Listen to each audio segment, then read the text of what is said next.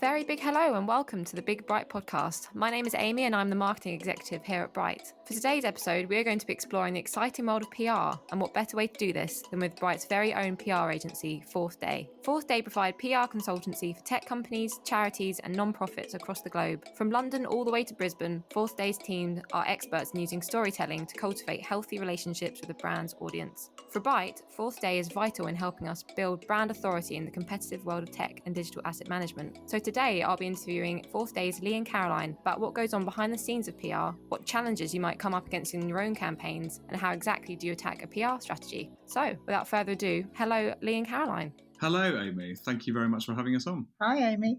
Hello. So if we could start with, if you could just introduce yourselves and tell us a little bit about your background and how you came to work at Fourth Day. Yeah, sure. So I'm an account director at Fourth Day. I've been with the agency now for about 2 years. Obviously, one of those years has been slightly strange if we take COVID into account. Prior to this job, I was working in-house, so client side, as a content strategist. So mainly background is kind of around content, creating content, and that was for a martech business as well, actually. So I know the martech world quite well. Caroline, I think you've been with us now for just over a year, is that right? Yeah, so I'm an account manager at Fourth Day. So I actually joined during March 2020. So quite a strange way to join a company, yes. So a very interesting way to start. It's been really good, actually. It's been an interesting way to sort of learn, get to know everyone, but everyone made me feel really welcome. So despite the fact I kind of joined virtually. And prior to that, I ran my own e-commerce site. And prior to that, I was an account manager for several years with an online dating provider, Guardian Soulmates and The Times and a few others. Just going back to the COVID thing, we can't really get away from it. How have you seen that shift in the last year? Like, has it made PR and the work you do more difficult, or what's your experience? I think in our industry, and particularly in tech, and we work mainly with B2B tech businesses, I think we've actually been really lucky with COVID, to be honest, because as an industry generally, I feel like it's been relatively well protected. But I suppose fundamentally in the day-to-day, obviously the main thing is not being with colleagues and not being able to have those kind of creative brainstorms that we like. I think replicating that virtually or digitally is quite difficult. Now that we're kind of back into a hybrid way of working between the office and remotely, it's working well. But also being able to ring up journalists and speak to people, and that's a big part of what we do. So it's made it quite difficult. But I suppose, as I say, we've been quite lucky with our clients, and also with, we were using Zoom anyway. Yeah. COVID. So yeah, exactly. Yeah, quite a smooth transition. As you mentioned, like you've worked with like martech and tech before. How does that differ from some of the other areas that you work in? I mentioned in the introduction that you sort of work with non-profits and charities. What are like the main key differences about tech and some of the challenges? Tech is such a broad catch-all now for lots of different types of businesses. So for us, we've worked with a theatre company who are a tech company, but then also we've got clients in the martech space and in lots of other areas of tech as well. So really, it's a really broad sweep of clients within that industry. I suppose for a client like Bright, for example, working in martech, marketing technology, you're up against there's thousands, I think over 6,000 different martech businesses. So really establishing share of voice and within that market is something that we're really trying to do for Bright, and that definitely has its own challenges. Yeah, definitely. Certainly one of the big challenges for us is we obviously have digital asset management software, and that's not a very well-known term, or it's not a very well-known piece of software. The challenge for us is to get in front of new audiences and build our Bright brand so people can come to us as a brand. When you first started working with us, what were the key things that you started with in order to build that strategy? One of the fundamental things that we do for Bright, as you just said, is the education element and trying to get the marketers who we are trying to target aware of what digital asset management is.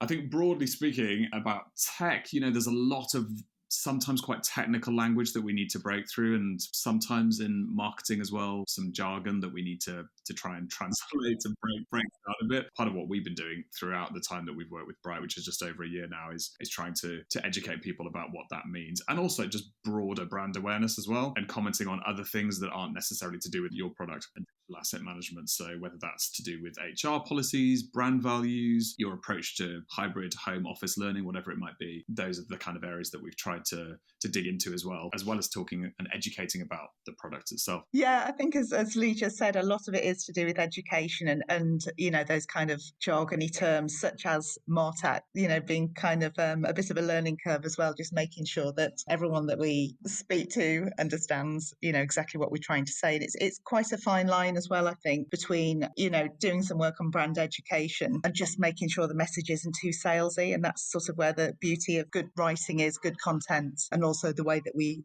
position those stories and those thought leadership pieces.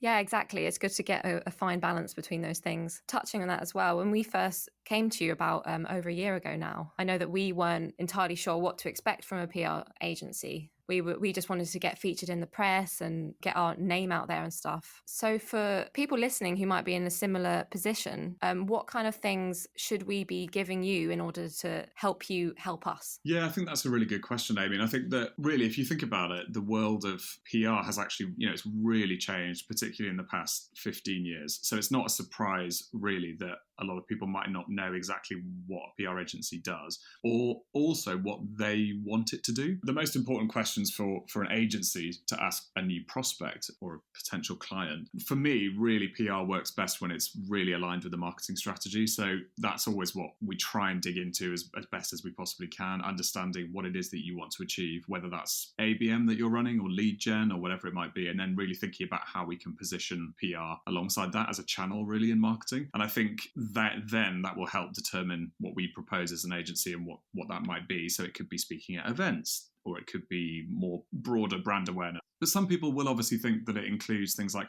programmatic advertising or paid opportunities and advertorial. I mean, there can be occasions where we might be able to manage a paid campaign for you, but generally what we're trying to do is establish, using thought leadership, establish your credibility and build that brand awareness through content and through media relations and through events, for example. So it really, it's important. And that discovery call at the beginning is really important as well. And just to ask loads of questions to your agency and say, can we do this? Is this okay? Is this what PR is? And just establishing a really honest, open dialogue really between agency and client, and no question is a stupid question mentality, I think is really important.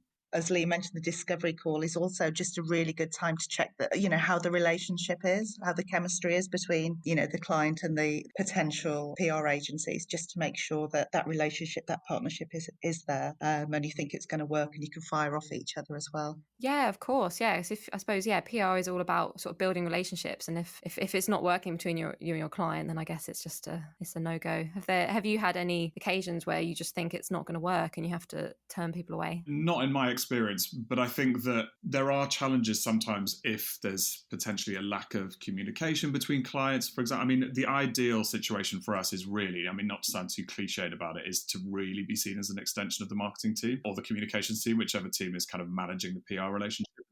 That is when it really works really well. And the idea of kind of moving towards this strategic partnership as opposed to it being purely working as a supplier, that's really important. And if we can get to that stage, and that is, a lot of that is to do with building up those personal relationships. And as I said before, having an honest conversation between each other and saying, actually sometimes something might not work, in which case that's fine. We need to discuss why it didn't work and then make a plan to move forward as a result of that. And that's okay. And if we can try and get to a stage where we both have an honest, trusting relationship between each other, then that works really nicely. And also here at Fourth Dome, and we're small, we're a small agency and a boutique agency. And I think that's what our clients really love about us in a lot of ways, because they do have that personal one-on-one contact with quite senior members of the team. And I think people like that approach. Yeah, definitely. That's something that's very important to us here as well. So are there any things, for anyone looking to hire a PR agency, are there any warning signs that they should be looking out for for them to know if the relationship's not going to work?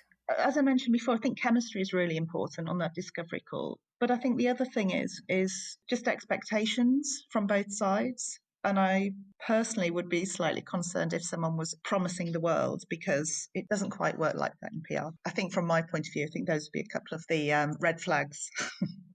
so to say. The way we work with Bright, for example, is usually in kind of quarterly sprints, essentially. So coming up with objectives that we would try and reach. And then at the end of the 3-month period, review those objectives. And I would say that it's important to make sure that those KPIs are continually being reviewed. And again, most importantly, just making sure that you've got really clear lines of communication with your own agency, and you know that you've got that weekly or every other week catch-up call. You know how your reporting processes are working. All of that sort of admin stuff is really important, and then you can just get on with all the good stuff really above that.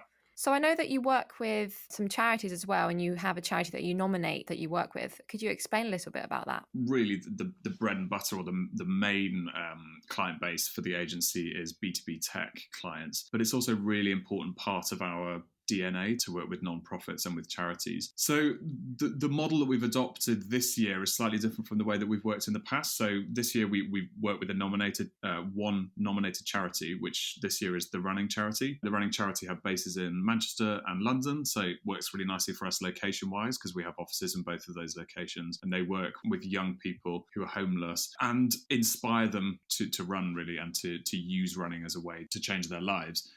So they're a really interesting charity. And what we would do for them is support through a couple of different events in the year that we're going to manage, and also some media relations as well. Yeah, and it's a really important part. I mean, I suppose other companies might have CSR policies, for example, but for us, it's really important to dedicate our time to being able to use our skills that we've got from a PR point of view for charity projects. And that's also something that we do. I mean, recently, both Caroline and I have been working on a project which is around the G7, which was a choir which is singing a song for the G7 in June in Cornwall. So we were working on that, which was an interesting project, and is something that is very different from what we would be doing on a day-to-day basis with some of our tech clients. So it makes a nice change. That's really interesting. So if it's quite a different thing compared to what you do like day-to-day. If taking the G7 as an example, how did you start building that strategy? Where did you start? What were your expectations, and where are you with it now? Well, I suppose with that, it's really thinking about what the end goal is and what they're trying to achieve. This is probably quite an anomaly of an example, because we're working with Sir Tim Rice, the lyricist, who has written this song for the G7. And ultimately the end goal is to try to get them to actually sing at the G7 summit. So we're hoping that will happen, but we're working on that at the moment. But in terms of launching their song and the video that goes along with it, so they were on Radio 4 on Sunday. They're going to be featured on the Today programme during the G7 summit. Amazing. Yeah, and they've had some nice broadcast coverage as well. So really in terms of broad brand awareness, which is what we're doing for them, raising their profile and trying to get people to sign up to sing this G7 song if you're in a school or different choirs around the country. That's really the goal for that, to spread this song to as far as we can get it. The goal for that's quite clear. It's pure, brand awareness. We want to get the name out there as much as possible. And obviously for some of our other B2B clients, that might be slightly different. It might not be about brand awareness at all. It might be about being really super targeted to get 10 people to sign up to something. Yeah, it's nice. As I said, it's nice to do something slightly different.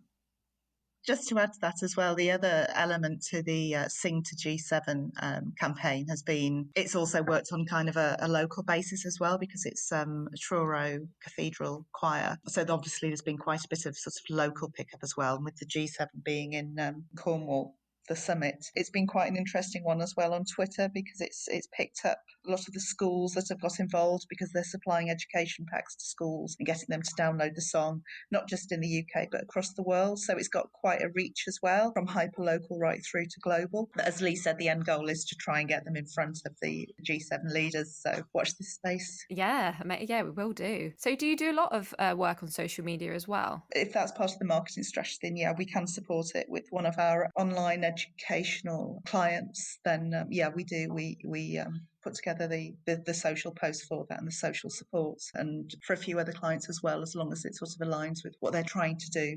LinkedIn is quite a big platform for a lot of our clients, particularly in the B2B world. So I know for a couple of clients, we manage their LinkedIn profiles for them, whether that's the corporate account or whether it's personal accounts as well. So that is something that we do. Okay. And do you work quite closely with your clients on that, or do they kind of let you kind of go off and build like a LinkedIn strategy, for example, or do you have to work quite closely together? Again, I would say with all of these things, it works best when it's a real collaboration and a collaborative process. But obviously, it would be rare that somebody would hand over their LinkedIn passwords and say, you just go away and manage it for us, because most people like to have some element of control. The way that we work with any kind of content and any client would be that it would be approved by the client before it was published anywhere.